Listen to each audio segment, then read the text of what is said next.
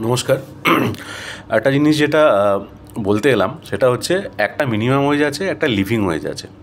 Minimum ওয়েজটা আপনারা জানেন যে ওয়েজটা মিনিমাম হয়, যেটা ল বা যেটা গভর্নমেন্ট বলে দেয় যে এই স্যালারিটুকু আপনার এমপ্লয়িকে দিতেই হবে, তার মিনিমাম যে রিকোয়ারমেন্ট আছে সেটার জন্য, সেটা মিনিমাম ওয়েজ। এবার লিভিং ওয়েজটা কি? লিভিং ওয়েজটা হচ্ছে আপনি আপনার খাবার, আপনার পোশাক, আপনার এডুকেশান, আপনার মেডিকেল বিল, এর সঙ্গে সঙ্গে এগুলো আপনি যেটা চান সেটা ফুলফিলের সঙ্গে সঙ্গে আপনি কিছু ডিসেন্ট অ্যামাউন্টও সেভ করতে পারছেন।